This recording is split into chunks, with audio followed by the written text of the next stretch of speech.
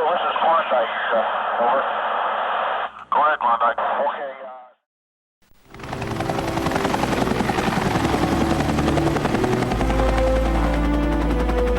They were called the Ugly Angels, the unsung heroes of the Vietnam War. Helicopters flown by the Marine Corps.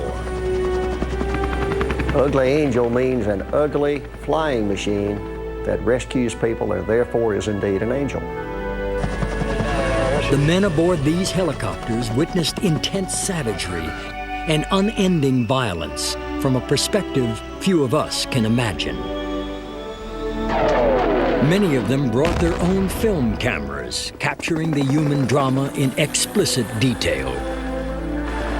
It dawned on me one day that I was seeing some incredible things and I should take some movies of it. For years, they had shared their films and experiences with each other.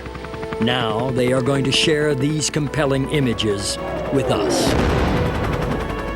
For the first time on television, using their own footage and photographs, these Marines will tell their painful and inspiring stories.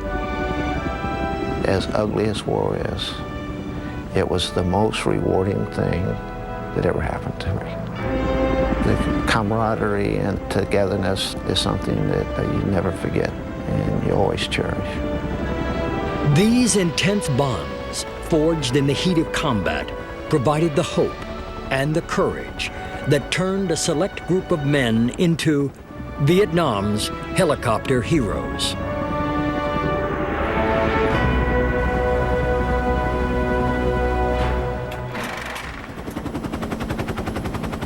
The helicopter has become one of the most powerful and enduring icons of the Vietnam War.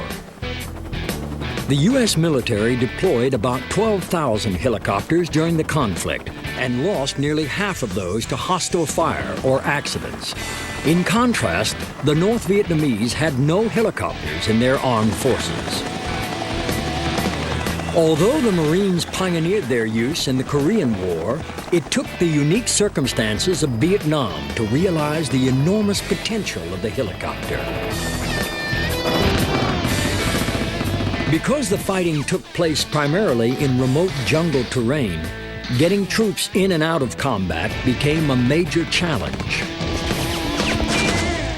So how do you get them there? By truck? No. By jeep? No. Parachuting in? Not really. So you move them by helicopters. So this gave the ground commanders a whole new perspective on how to launch certain missions, and if they were trying to capture an enemy or corner them, they could bring in their ground troops from one direction, we could bring in the helicopters from another and insert troops on the ground to act as a blocking force. It became a whole new way to conduct warfare.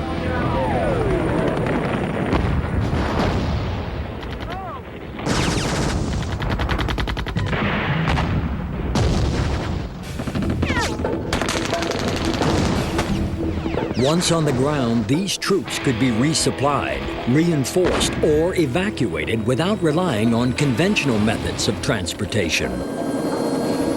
We were a flying truck, and we hauled the tools of warfare to the young Marines on the ground.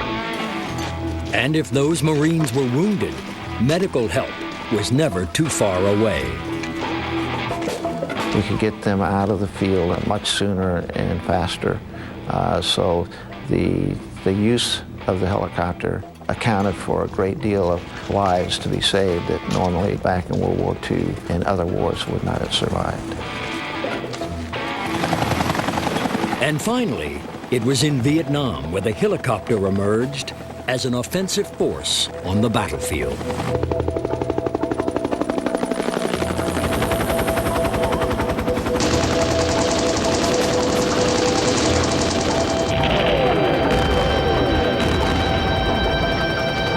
Fighting in a divisive and unpopular war, it is easy to overlook the dramatic contribution these helicopters and the men who flew them made in Vietnam. Without helicopters, that war would have been even worse by far than it turned out to be.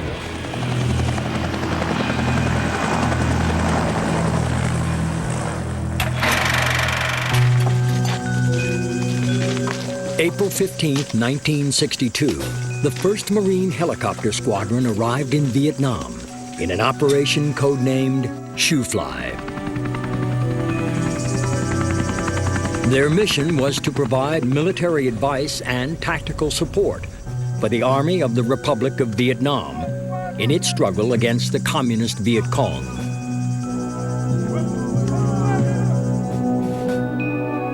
Captain David Moore was among the first arrivals. Like so many American crew members after him, David brought his Super 8 camera. What he filmed was a very different war than the one Americans came to know years later on the nightly news. At that time, it was kind of a hoot because Vietnam was just kind of a small little scuffle in one corner of the world, as you will. We were all anxious to go. We had no idea what war was all about. And the people we were fighting against really weren't very experienced. The Viet Cong, in fact, they were shooting at us. We even got hit with a bow and arrow one time. We found an arrow stuck in the tail of one of the aircraft. David's squadron was stationed in Da Nang, where they could easily cover the Marines' designated area of operation.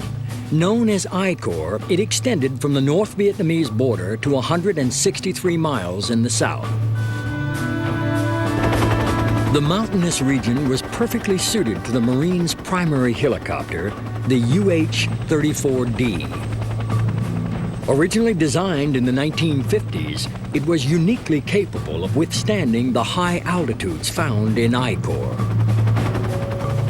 I think anybody who's ever flown an H-34 has a special place in their heart for it. It was a type of helicopter that after you flew it for a few hundred hours, it was a part of you. You strapped it on and it became a part of you, an extension of yourself. During 1963 and 1964, the Marine Corps' UH-34D carried out hundreds of missions as the American presence in Vietnam slowly expanded. And as more troops encountered the enemy, the casualty rate began to grow.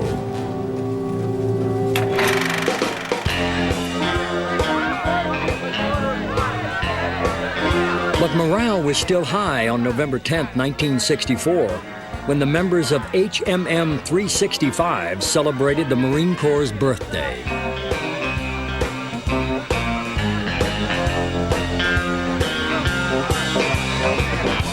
We were getting ready to cut the cake. All of a sudden the call came, man your aircraft. We did.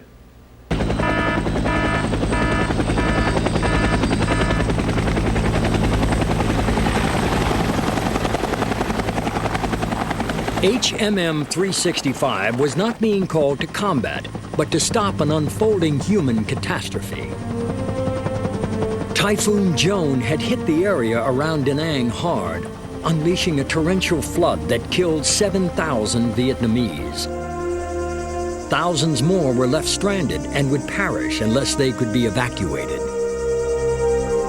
There were very few high spots, and these high spots around this plane, this is where the survivors congregated.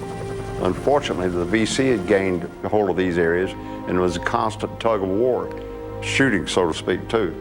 And it was a hazard for us to go in.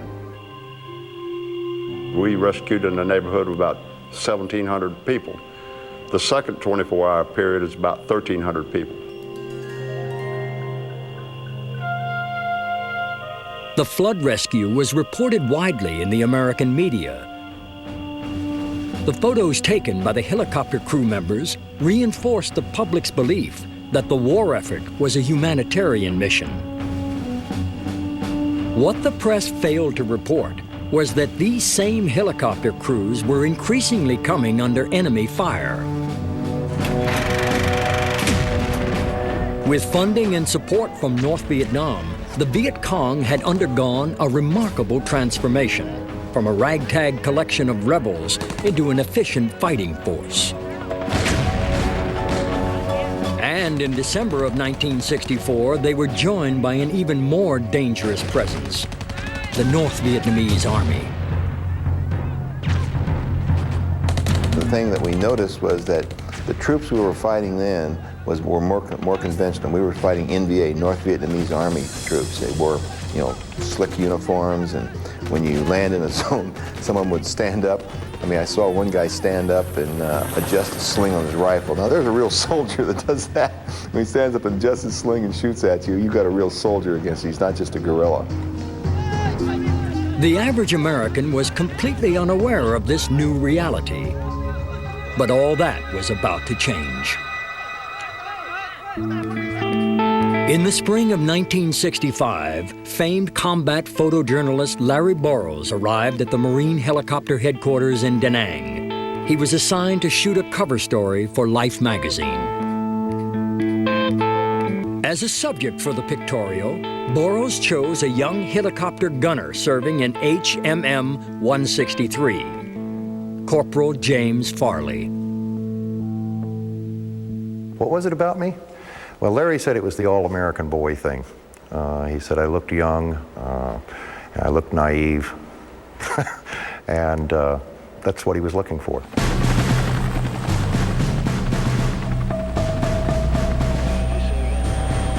Larry Burroughs accompanied Farley on a mission to transport South Vietnamese troops into a combat zone. In all, 17 helicopters would be involved, and 3 round trips would be required to deliver the troops.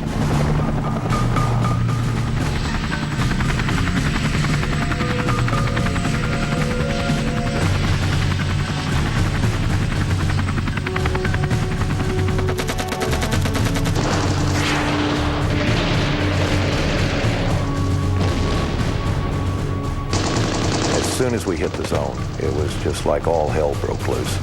There was fire from everywhere. After a bunch of hollering and screaming and panic on some part, we got the troops out and headed back out of the zone, and there was discussion about the zone being far too hot and we shouldn't go back. And the colonel merely said, we can't leave those men there to die. They need the other men, they need the full force, and we're going to take it in. And that's what we did. We made 3 trips into that zone, and the second and third had really pucker you up a bit because you knew exactly what you were heading into.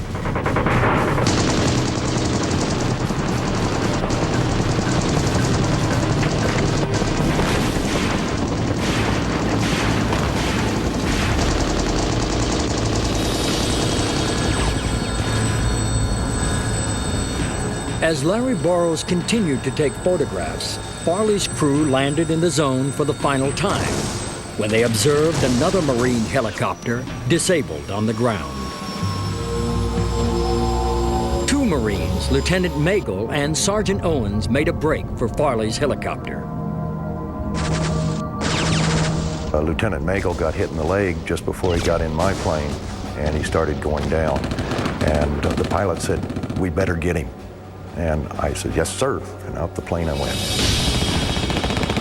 When I reached Lieutenant Magel, he was struggling to move, and I reached under his arms to lift him up, and we were face to face I was holding him up. And as I turned for the helicopter, for my helicopter, I saw some North Vietnamese at the rear of our aircraft, which put Lieutenant Magel between me and the North Vietnamese. The NVA opened fire, and Magel was hit. He took the bullet that surely would have left James Farley dead. Larry Burroughs helped me push him up into the helicopter, and I thought Lieutenant Magel was just a minor injury, but then I looked down and I could see blood coming out of his mouth, and at that point I knew it was a chest wound, and I knew I was in trouble. I tried to locate the wound, but in the process he quit breathing. I'm quite sure that he saved my life and lost his own in the process. On April 16, 1965, Larry Burroughs' photo essay for Life magazine hit the newsstands. Everyone stateside, as soon as they saw it, was on the phone, and they were up in arms. I mean, you're not supposed to be doing this. Larry's photography said, hey people, there's things happening here that you've never heard about. that the government isn't going to tell you about, things that they don't want you to know about. And here it is in graphic detail. A Marine helicopter crew had finally brought home the disturbing reality of Vietnam. And it was about to get much worse. 160,000 American combat troops were on their way.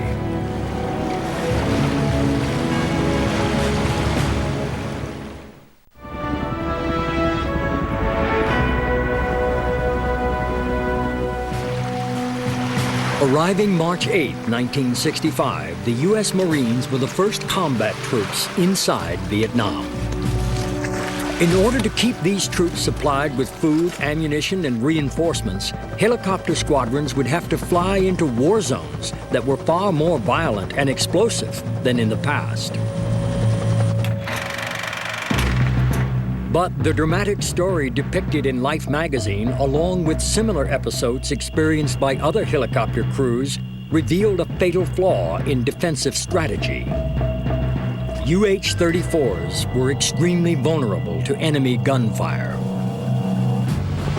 To protect the UH-34s, the Marine Corps introduced a gunship into the conflict, the UH-1E, better known as the Huey. The Huey was an exceptionally good helicopter. It was small, it was fast. We carried 10,000 rounds of 30 caliber machine gun. We could also carry 14 rockets. And at the same time, it was very maneuverable, so it was able to be used for every type of mission. Escorted by Hueys, UH-34s began to patrol I Corps with greater confidence. We'd wait for a call to come in, and we would be alerted that there would be a problem out in one of the areas that we were responsible for, and that they needed us right away. We would launch, and we would take gunships with us for cover. When we would get in the general area and start talking to the troops on the ground, in addition to a lot of other questions, we would want to know, are there any bad guys in the area, and are they shooting at you right now? Once we made contact with them, we would ask them to pop a smoke. And what it means is that in order to properly identify the landing zone, or the LZ, they would pop a smoke grenade on the ground, and based on whether or not there were any enemy troops in the area, we would figure out our approach and landing so that we could come in and try to take minimal enemy gunfire. If the enemy was in the area, the Hueys would attempt to clear them out before the squadron landed.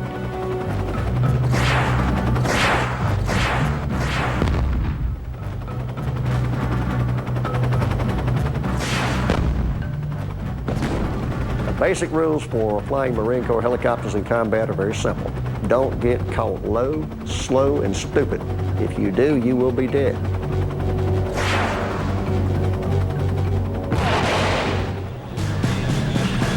Once on the ground, supplies were delivered, troops were deployed or evacuated, and the wounded were medevaced to hospitals.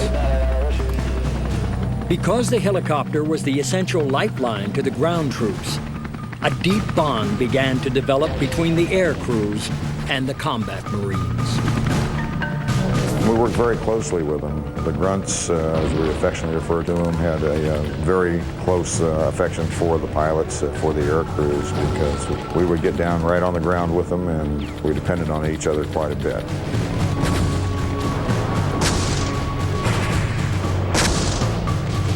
By the end of 1966, U.S. troops found themselves confronting an elusive enemy who often determined where and when to fight before quickly disappearing back into the jungle.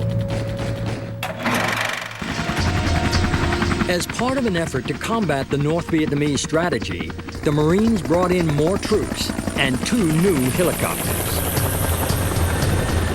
The first, the CH-46, nicknamed the Sea Knight, was an odd-looking double-rotored chopper capable of carrying heavy cargo and more troops than its predecessor, the UH-34. The second helicopter, the CH-53, also known as the Sea Stallion, was a massive machine that could lift down helicopters and enormous payloads. The the CH-53's most important role in the war was the transport of ground troops. It could carry 37 Marines, nearly 3 times the amount that the UH-34 could handle. And that made a big impact. If you could carry 3 times as many troops and get them in the zone, it was very significant on the impact of the success of the battle. Helicopter warfare was now being conducted on a scale once only dreamed of by Marine commanders. This fact did not go unnoticed by the North Vietnamese, who had no helicopters of their own. On August 28, 1967, the NVA began an intense artillery bombardment against the Marine combat base at Dong Ha, just 9 miles south of the North Vietnamese border.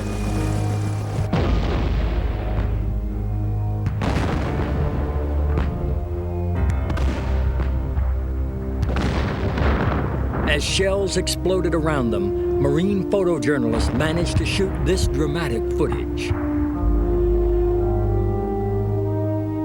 Bruce Crow, a crew chief with HMM 361, witnessed the week-long siege.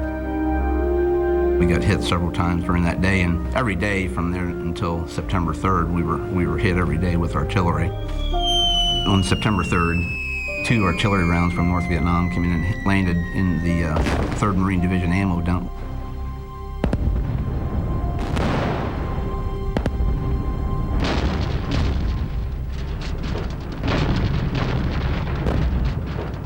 What happened was the ammo dump started cooking off, and the shells exploding landed on our hooches and started them on fire. And plus the concussion knocked the hooches down and trapped us in our bunkers. We couldn't get out. We were having trouble breathing, and we could see some light in the corners. So we started digging, scraping holes so we could get some fresh air, or try to get some air in there, and so we could breathe. Finally, after 4 hours trapped inside their bunkers, help arrived.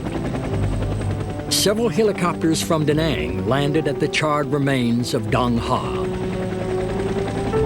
Bruce Crow and his fellow Marines were pulled out of the rubble and evacuated onto the helicopters.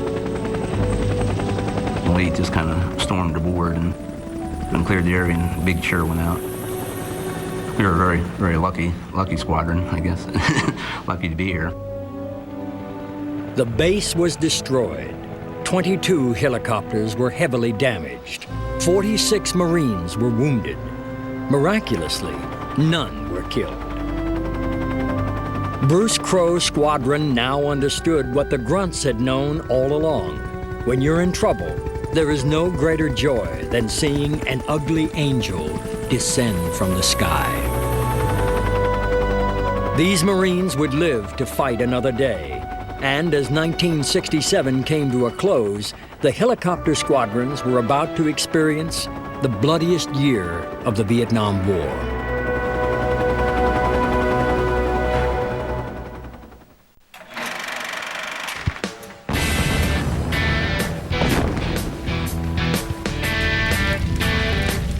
January 20th, 1968, the Viet Cong and the North Vietnamese joined forces and began an attack of the Marine fire base at Khe Sanh. Using a huge ground force and heavy weaponry, the enemy succeeded in surrounding the base. The Marines responded with one of the largest helicopter support missions of the war.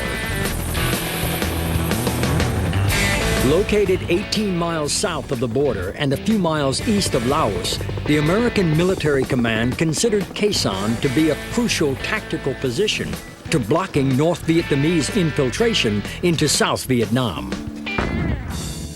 The base was to be held at any cost.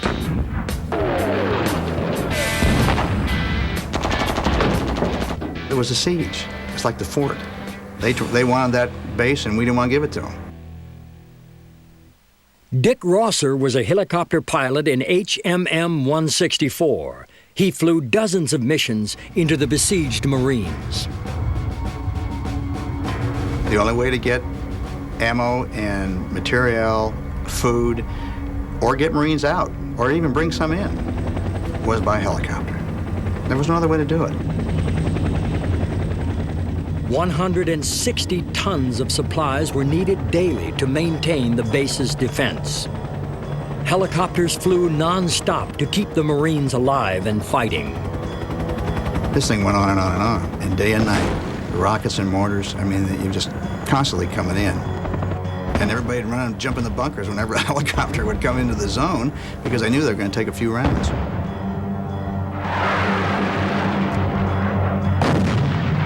After 77 days of airstrikes and artillery bombardment, the NVA and Viet Cong finally retreated, leaving 352 American dead and nearly 3,000 wounded.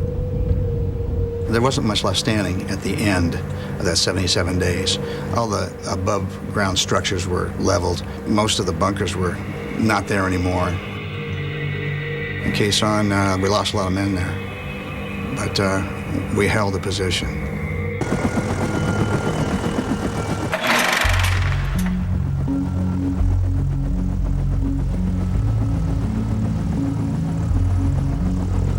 The siege at Khe Sanh marked the beginning of the bloodiest phase of the war.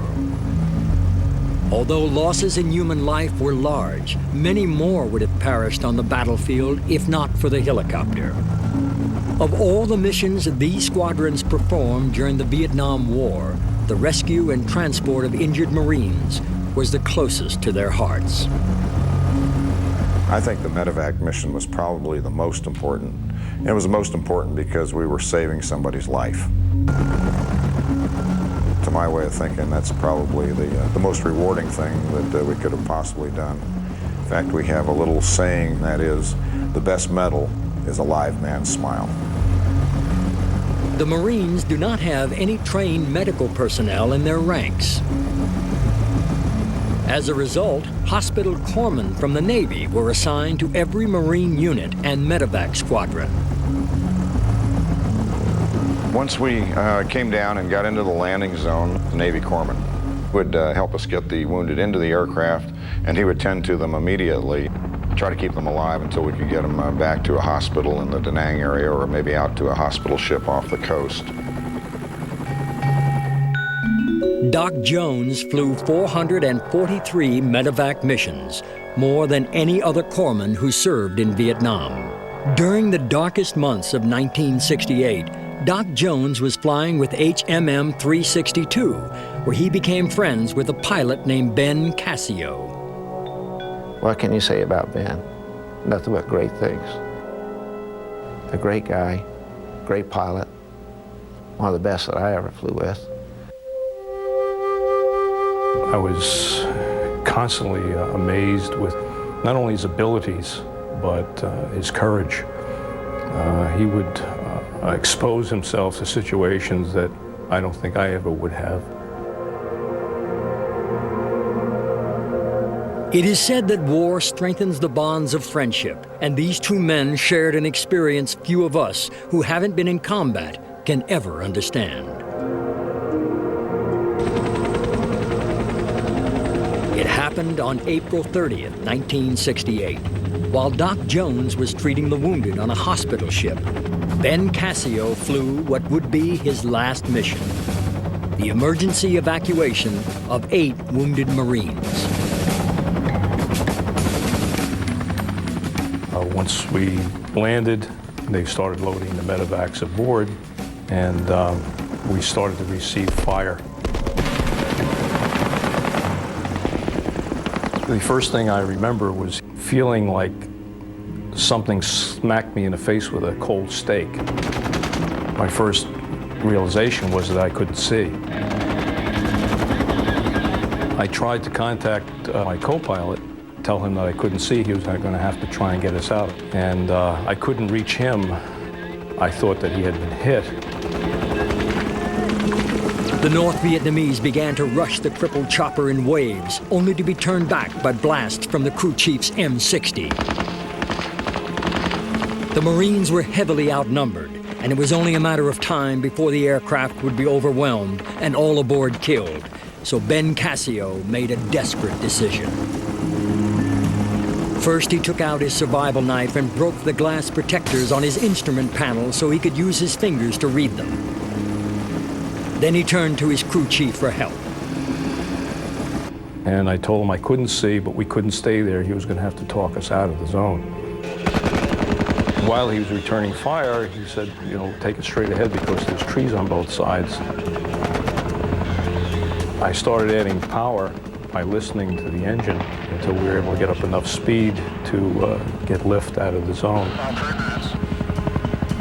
While his crew chief provided cover and flying directions, Ben blindly guided his helicopter a safe distance from the combat and made an emergency landing on a beach.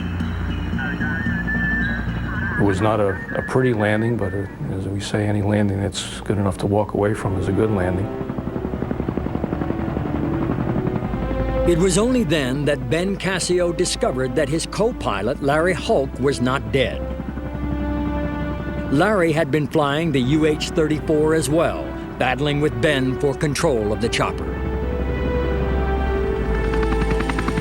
Ben was transported to the hospital ship, where he was first seen by Doc Jones. He had severe facial wounds, penetrating wounds of the eye.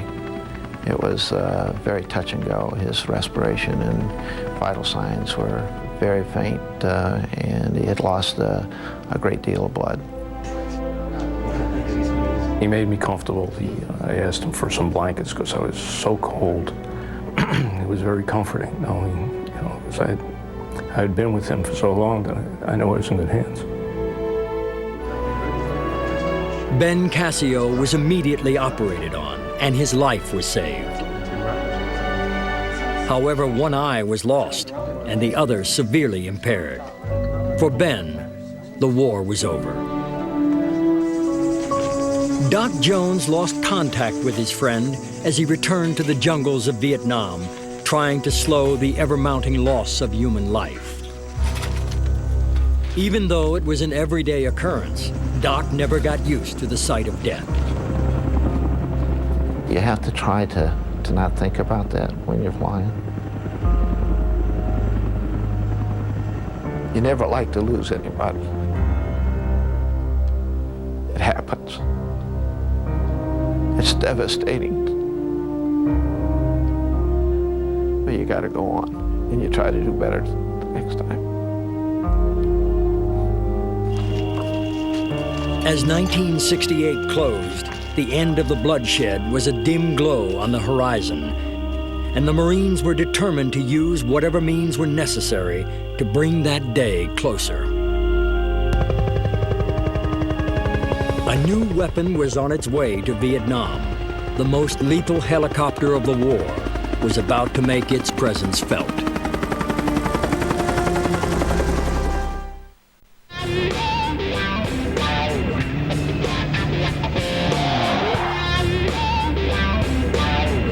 In 1969, the United States government tried to force the North Vietnamese to the negotiating table with an aggressive air campaign.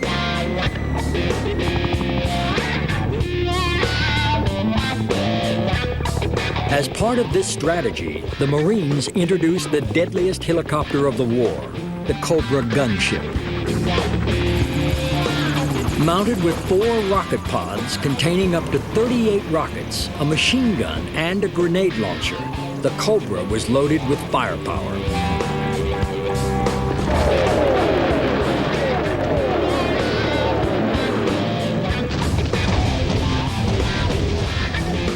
Capable of achieving an airspeed of over 200 miles per hour, this formidable fighting machine was significantly faster than any of its predecessors.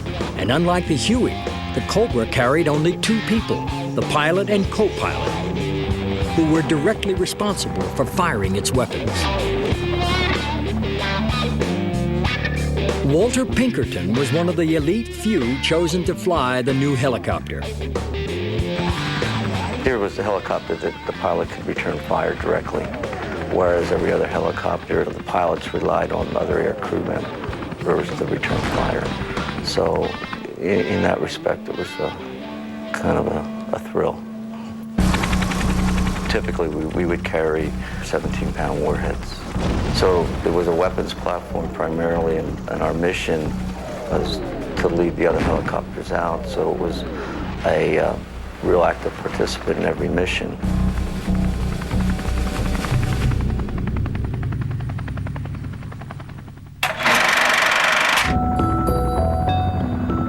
(1971) was the beginning of the end for Marine combat helicopters in Vietnam, as America started to withdraw its troops. By June of that year, the base at Da Nang was abandoned. Without American military support, South Vietnam collapsed. By 1975, the country had been overrun and Saigon was under siege. Thousands of Americans were stranded inside the embassy grounds. The Ugly Angels had one last job to perform: the evacuation of Saigon. Colonel Jerry Berry, a CH-46 pilot with HMM-165, was assigned to transport the American ambassador to safety. We thought it would be just a one-time in, pick up the ambassador, evacuate the American staff and the Marines, and that embassy thing would be over in a couple hours. Didn't happen that way at all. They kept letting people into the grounds. The crowds never got any smaller, so after about 5 passes, there's the same number of people as always. Then it just became chaotic after that. As the panic in Saigon grew, the South Vietnamese began flying their helicopters, which had been given to them by the U.S., out to the carriers waiting offshore. An Air America pilot aboard the USS Blue Ridge used his Super 8 camera to record what happened next.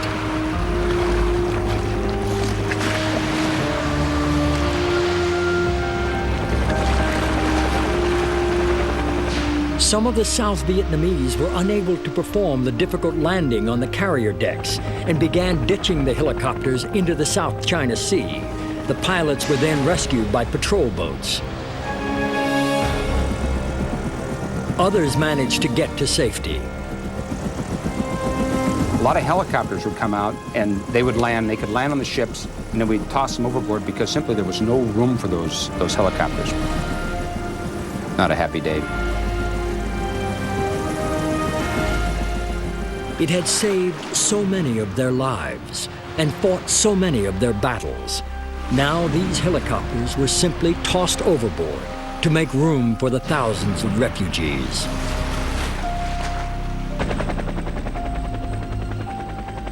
Colonel Berry and his crew flew for 18 straight hours, ferrying terrified Americans and other evacuees. At 8 a.m. April 30th, 1975, Colonel Berry took off from the U.S. Embassy roof for the final time. The helicopter war was over. I think the evacuation of Saigon was very much a small picture of the entire war in Vietnam. It simply could not be done without the helicopters. There was no way to do it. And it turned out to be just a chaotic mess. I don't think anything changed. You felt like this whole thing had gone down for nothing. And I think in retrospect, you could probably say we did spend 20 years there for nothing. Vietnam would leave a scar for many of the men who served on the helicopter squadrons. Oh, John! All right! Years later, these same Marines began to seek each other out in an effort to come to terms with the war. By rekindling the strong bonds of the past, they would attempt to finally achieve a measure of peace.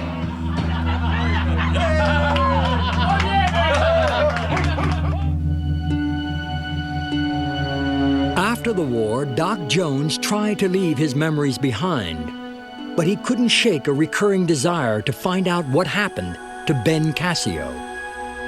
The last time Doc saw his friend in 1968, Ben lay near death from a severe head wound.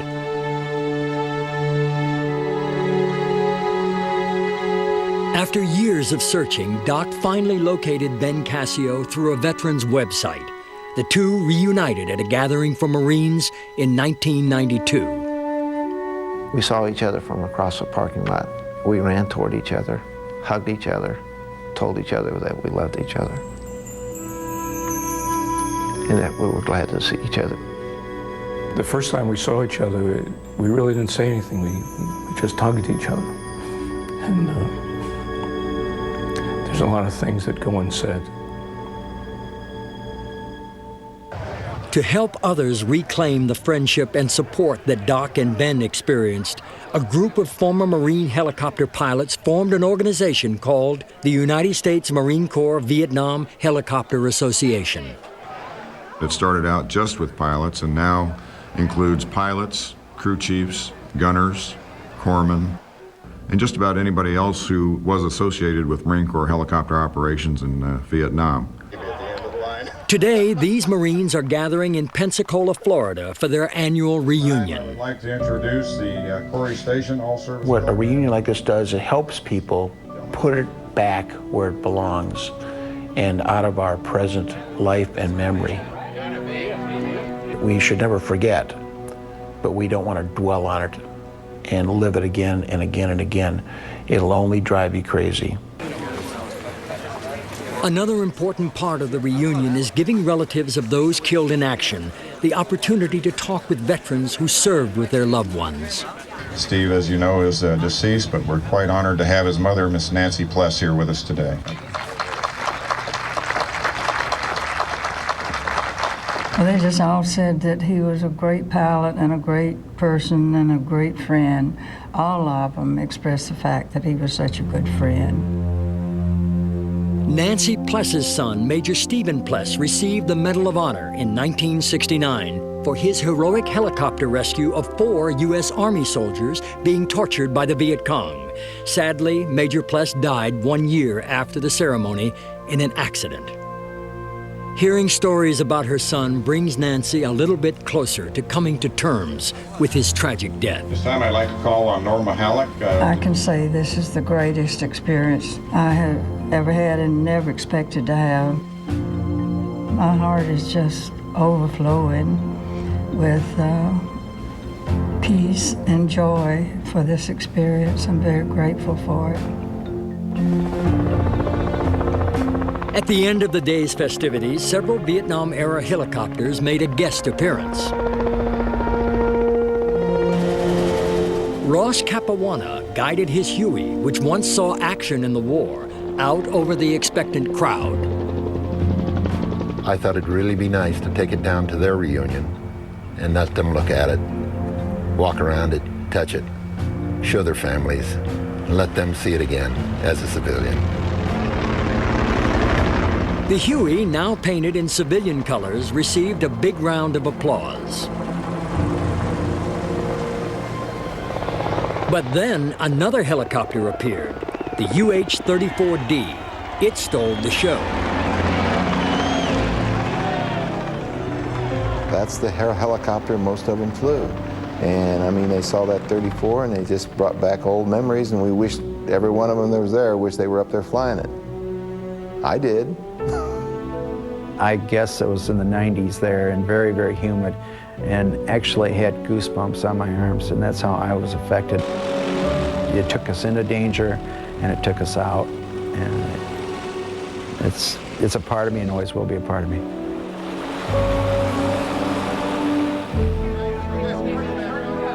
For many of these men, the violent and painful memories of war have been miraculously transformed into feelings of loyalty and love, both for the helicopters they served upon and for the fellow Marines they proudly served with.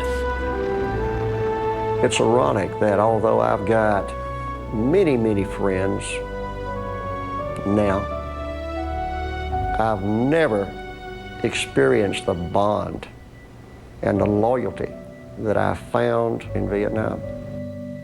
And nobody and nothing can take that away.